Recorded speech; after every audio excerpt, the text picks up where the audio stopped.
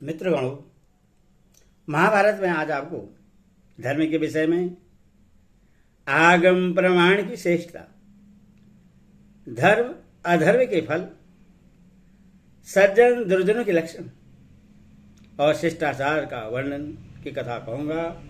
आप इसको ध्यानपूर्वक सुने और चैनल को लाइक करें, सब्सक्राइब जरूर करें। कृष्ण भगवान आपका कल्याण करेंगे। कथा सुनिए।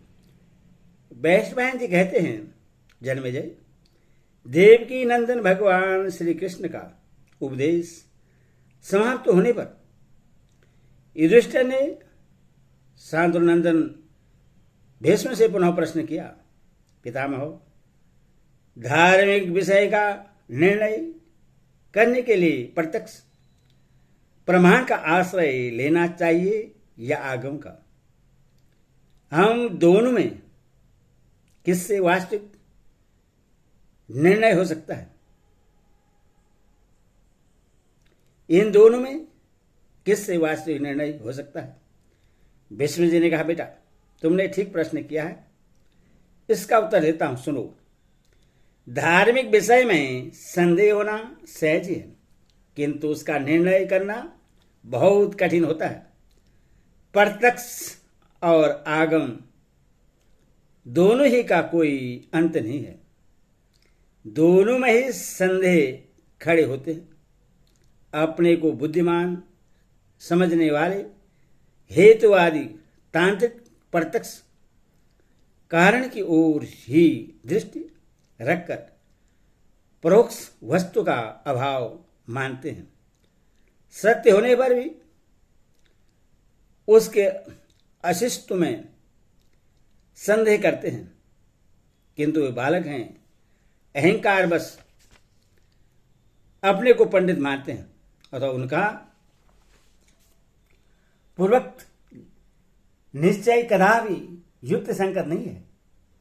आकाश में ललिमा प्रत्यक्ष दिखाई देने पर भी वह मिथ्या ही है, अतः केवल प्रत्यक्ष के बल से सत्य का निर्माण नहीं किया जा सकता। धर्म, ईश्वर और परलोक आदि के विषय में शास्त्र प्रमाण ही श्रेष्ठ है, क्योंकि अन्य प्रमाणों की वहां तक पहुंच नहीं हो सकती। यदि कहो कि एकमात्र ब्रह्मा जगत का कारण कैसे हो सकता है, तो इसका उत्तर यह है, तुम आलस्य छोड़कर दीर्घकाल तक योग का अभ्यास करो और तत्व का साक्षात्कार करने के लिए निरंतर प्रयत्नशील बने रहो, तभी इसका ज्ञान हो सकता है। इसके सिवा दूसरा कोई विषय, कोई उपाय नहीं है। जब सारे तर्क समाप्त हो जाते हैं, तभी उत्तम ज्ञान की प्राप्ति होती है। वह ज्ञान ही संपूर्ण जगत के लिए उत्तम ज्योति है। कोरे तर्क से जो ज्ञान होता है, वह वास्तव में ज्ञान नहीं है, अतः उसे प्रमाणिक नहीं मानना चाहिए। जिसका वेद के द्वारा प्रतिपादन नहीं किया गया हो, उस ज्ञान का परित्याग कर देना ही उचित है। युधिष्ठिर ने पूछा, पितामह, प्रत्यक्ष अनुमान, आगम और भांति भांति के शिष्टाचार, ये बहुत से प्रमाण उपलब्ध होते हैं। इनमें कौन सा प्रबल है, यह बताने की कृपा कीजिए। भीष्म जी ने कहा, बेटा, जब बलवान पुरुष दुराचारी होकर धर्म को हानि पहुंचाने लगते हैं, तो साधारण मनुष्य के द्वारा उसकी रक्षा का यत्न होने पर भी समयानुसार उसमें विकृति आ ही जाती है। फिर जो घास फूस से ढके हुए कुएं की तरह अधर्म ही धर्म का चोला पहनकर सामने आता है, इससे सदाचार का हास होने लगता है और आचारहीन, धर्मद्रोही तथा वेद शास्त्रों का त्याग करने वाले मंद बुद्धि पुरुष धर्म की मर्यादा भंग करने लगते हैं। उस अवस्था में धर्म के स्वरूप के विषय में बड़ा संदेह होता है। ऐसी स्थिति में जो साधु संघ के लिए नित्य उत्कंठित रहते हों, जिनकी बुद्धि आगम प्रमाण को श्रेष्ठ मानती हो, जो सदा संतुष्ट रहते और लोभ मोह का अनुसरण करने वाले अर्थ और काम की उपेक्षा करके धर्म को ही उत्तम समझते हों, ऐसा महात्मा पुरुषों के पास जाकर तुम्हें प्रश्न करना चाहिए।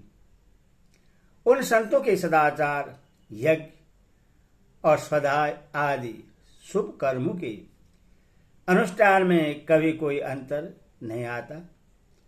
उनमें आचार, उसको बनाने वाले वेद शास्त्र तथा धर्म, इन तीनों की एकता होती है।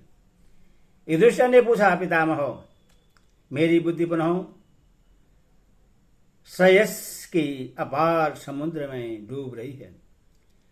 मैं इसके पार जाना चाहता हूं, केंद्र ढूंढने पर भी कोई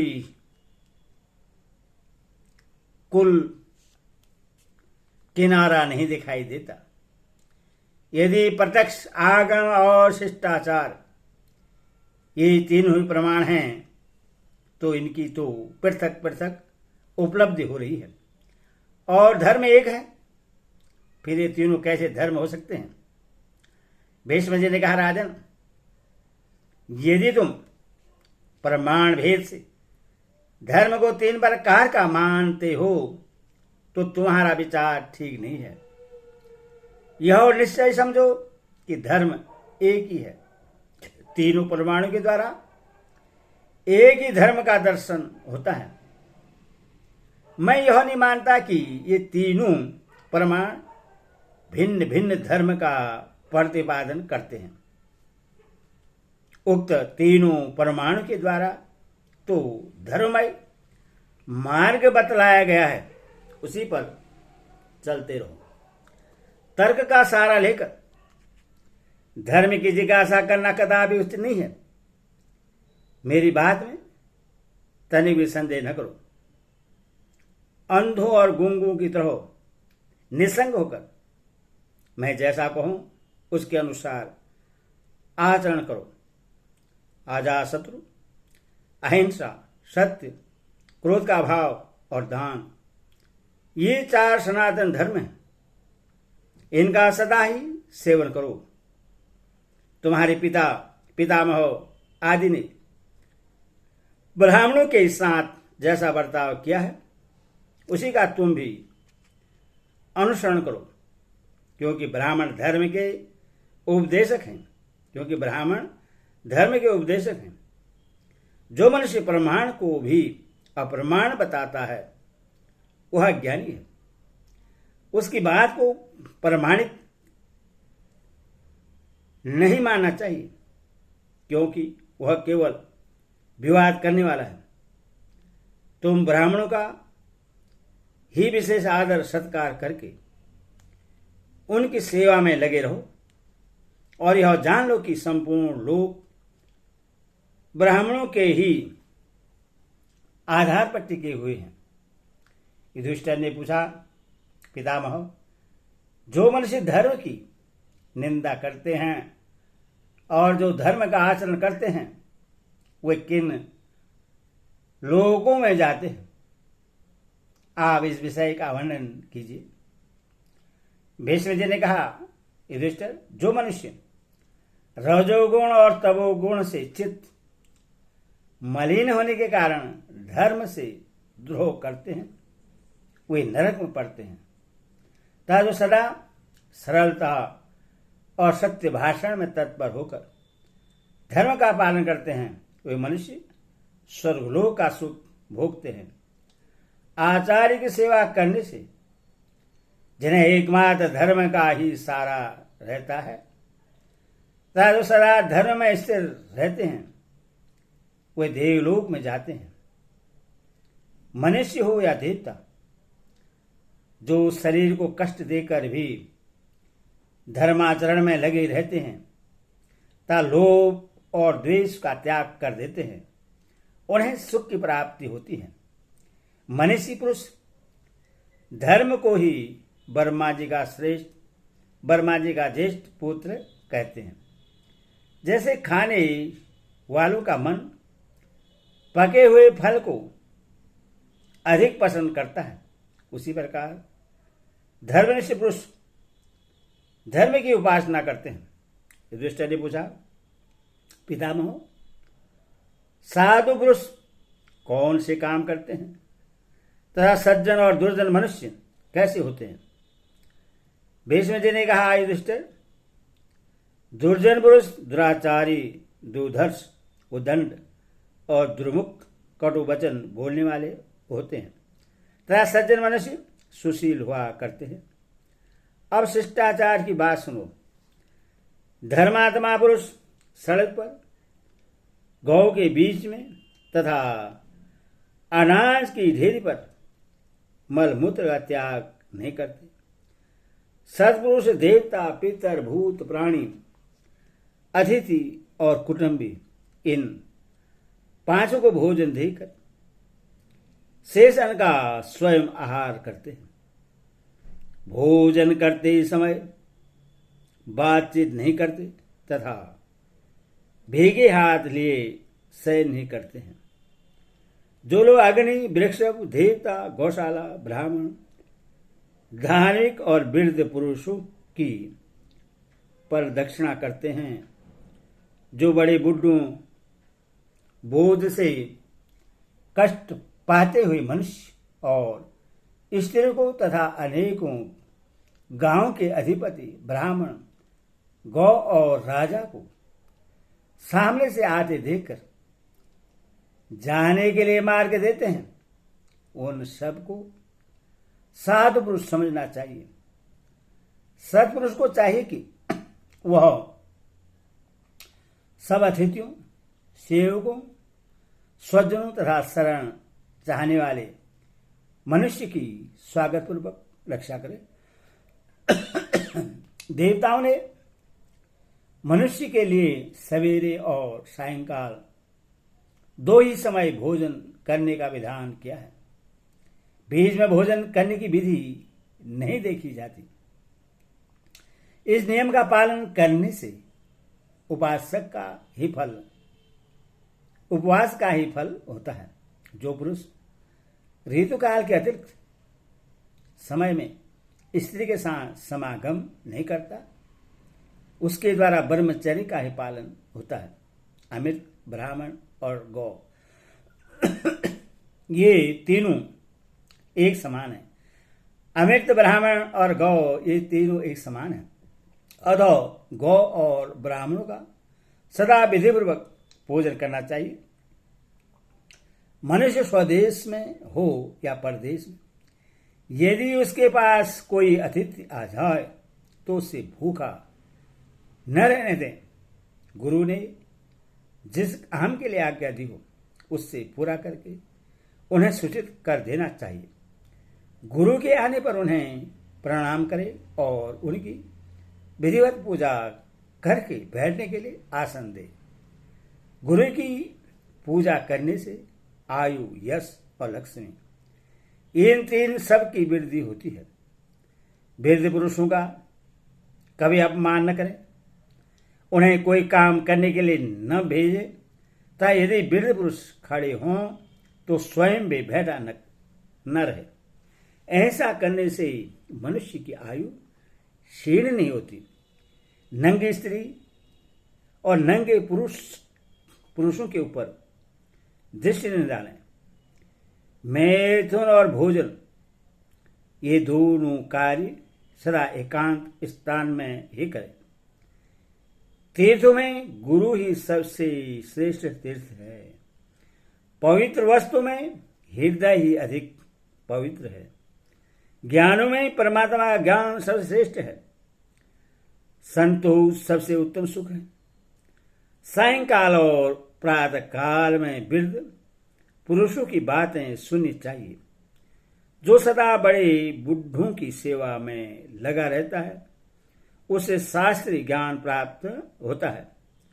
स्वाध्याय और भोजन के समय दाहिना हाथ उठाना चाहिए तथा मन, वाणी और इंद्रियों को सदा अपने अधीन रखना चाहिए। अच्छे ढंग से बनाए हुए खीर, हलवा, खिचड़ी और हवस्य आदि के द्वारा देवताओं और पितरों का अष्टांग श्राद्ध करना चाहिए। नवग्रहों की पूजा करनी चाहिए। मूछ और दाढ़ी बनवाते समय मंगल सूचक शब्द का उच्चारण करना, सीखने वाले को सत, जीव आदि कहकर आशीर्वाद देना और रोगग्रस्त पुरुषों का उनके दीर्घायु होने की शुभ कामना करते हुए अभिनंदन करना चाहिए। युधिष्ठिर, तुम बड़े से बड़े संकट में पड़ने पर भी किसी श्रेष्ठ पुरुष के प्रति तुम का प्रयोग न करना, विद्वानों के लिए तुम कहकर पुकारना अथवा उनका वध करना एक सा ही माना गया है।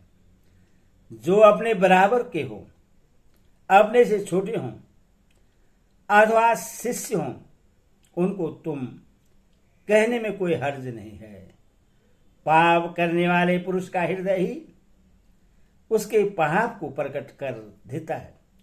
दुराचारी मनुष्य जानबूझकर किए हुए पाप को भी दूसरों से छिपाने का प्रयत्न करते हैं, किंतु महापुरुषों के सामने अपने किए हुए पाप को गुप्त रखने के कारण वे नष्ट हो जाते हैं।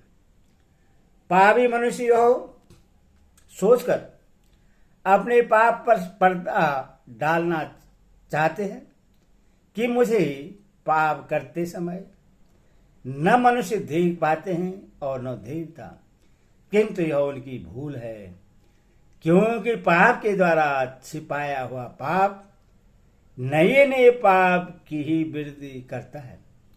जैसे नमक की डली जल में डालने से गल जाती है, इसी प्रकार प्रायश्चित करने से तत्काल पाप का नाश हो जाता है। इसलिए पाप को छिपाना नहीं चाहिए, क्योंकि छिपाने से वह बढ़ता है। यदि कभी पाप बन जाए तो उससे साधु पुरुषों पर प्रकट कर देना चाहिए, वे उस पाप को शांत कर देते हैं। विद्वान पुरुषों का कहना है कि धर्म संपूर्ण प्राणियों का हृदय है, इसीलिए सबको धर्म में ही लगना चाहिए। मनुष्य को उचित है कि वह अकेला ही धर्म का आचरण करे, किंतु धर्मध्वजी न बने। जो धर्म को उपभोग का साधन बनाते हैं, उसके नाम पर जीविका चलाते हैं, वे धर्म के व्यवसायी हैं। दंभ का परित्याग करके देवताओं की पूजा करें, छल कपट छोड़कर गुरुजनों की सेवा करें और दान करके परलोक की यात्रा के लिए धर्म रूप धन का खजाना संग्रह करें। हरि ओम तत्सम। हरि ओम। ओम विष्णु विष्णु विष्णु।